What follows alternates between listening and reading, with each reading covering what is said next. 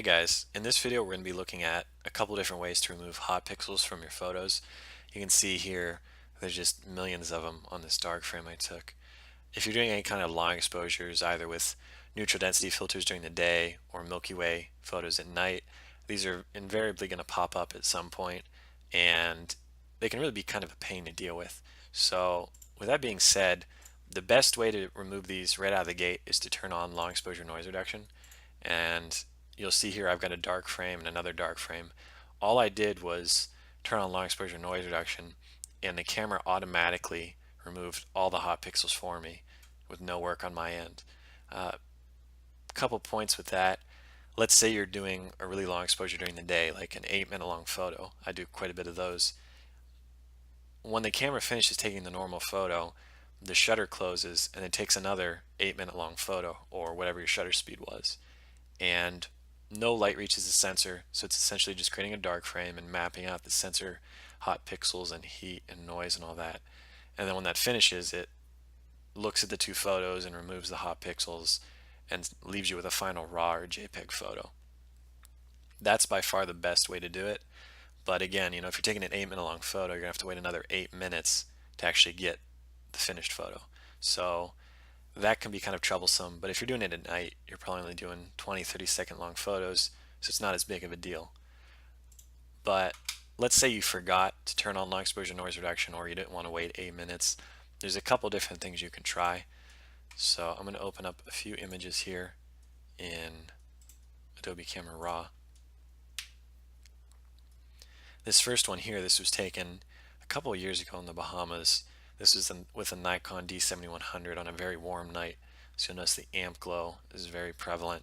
And when I zoom in here, you'll notice there's a lot of hot pixels. And in this particular example, I really didn't know how to edit very well. So I just went through with a spot healing brush and painted out every single hot pixel, which was a major pain in the ass. But thankfully, I'm going to show you a much easier way today. Another thing I want to mention, if you look at your luminance noise reduction slider, when it's at 0, especially at night, your image is going to be very, very grainy, and it might be hard to even see the hot pixels. So if you increase the luminance all the way to 100, they really stand out a lot better. And that's going to be critical when we do a dark frame subtraction to try this. This was a long exposure I took. Looks like it was about 3 minutes long. It looks good from here, but if I zoom in, you'll notice there's just tons of hot pixels, and they're just covering the entire image, and it looks terrible. So we're going to look at that one first, but before we do that, I just want to show you another image I took recently, and this one is nowhere near as bad. It's got a few hot pixels. There's one here, and we're going to do a dark frame subtract to try and remove those. But let's try this one first. Alright, so one thing you could try, and I've never really had any success with it, and frankly I would say just don't even bother, but if you have the Nik Collection Software, there's this hot pixels tool in here, and every time I've tried this, the photos just look absolutely awful, and it doesn't do a very good job. So I'm not even going to waste your time going through this right now. Just avoid this entirely, the hot pixels in the define suite. The best thing you can do that I've found, if they're just covering the image, is to use your filter, noise, dust and scratches tool. So what this does basically is lowers the luminance, I think, of bright colored specks, among other things. So the way this works is you have a radius here, and you want to be very careful with this, because if you increase this even a little bit, all the detail in your photo is going to disappear. So I usually keep it around 3 or 4 pixels. And your threshold, this basically will turn down the effect. So at 0, it's the maximum effect.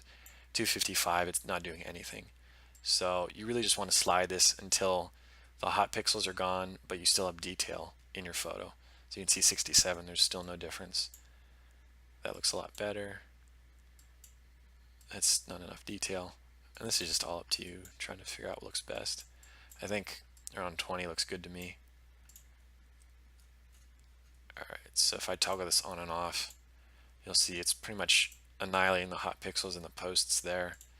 And out here in the sea, they're all gone as well. So that's a really, really powerful tool right there. And frankly, I just learned about this not too long ago, and I wish I'd known about it sooner. So hopefully that helps you guys out there. The next trick I want to show you is called a dark frame subtraction. So let's load up these two Milky Way photos. Okay, so I've got my two photos here, and when you edit your normal photo, you want to make sure all those edits get applied to the dark frame as well. If they don't, you're going to run into problems and things aren't going to work as well as they should. But when you have all your edits done, just come up here, hit select all, and then sync settings, and that'll make sure they're both the same. One other thing I want to caution you on is that if you do this dark frame subtract method, if we really zoom in here, you'll notice there's a lot of noise by default. And when you subtract it, this noise is going to cause problems in your photo. So the best thing you can do is increase the luminance at least to 50, if not all the way to even to 100. And now only the hot pixels are going to show up. And that's going to be crucial for what we're doing, of course.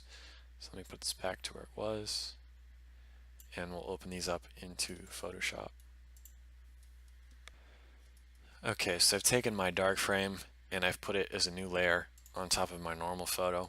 And all I have to do is come up here and change the blending mode to subtract down towards the bottom. And you'll see instantly it gets rid of that purple amp glow, which is really nice. If you want to learn more about that, you can visit my other YouTube video where we go into that process more in depth. But today we really only care about hot pixels. So if I zoom in pretty close, you can see there's one down here it's getting rid of. And let's look over in these trees here.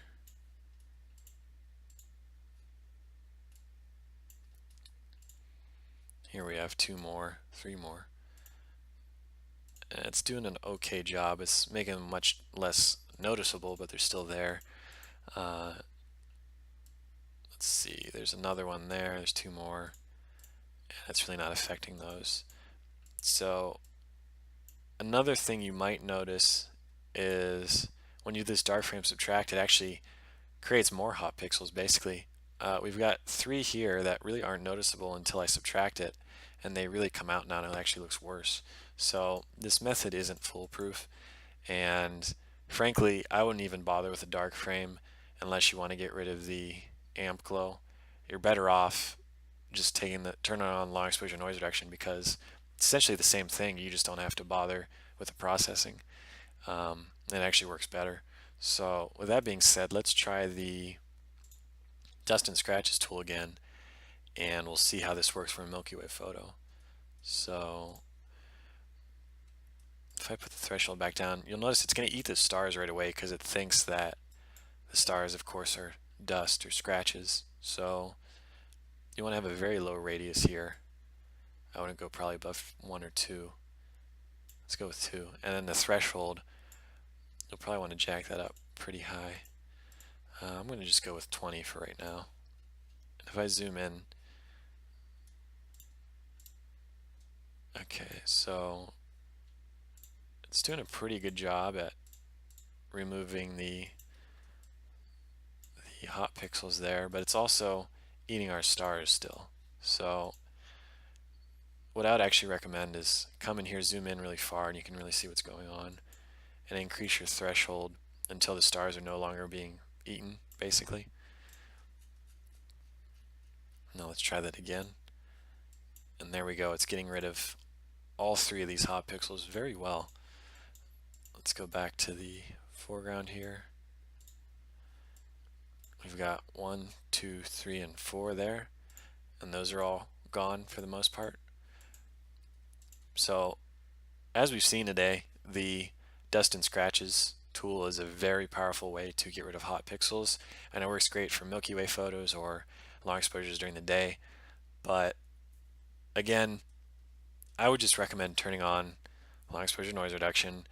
Wait that anywhere from 20-30 seconds to 8 minutes, whatever you're doing, because you don't have to bother post-processing it nearly as much, and it's going to make your life a lot easier. If you've got any questions, you can go to my website. I'll have a link in the description.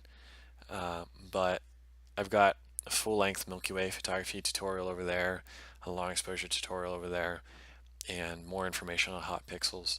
So if you have any questions, feel free to leave a comment, and thanks for watching.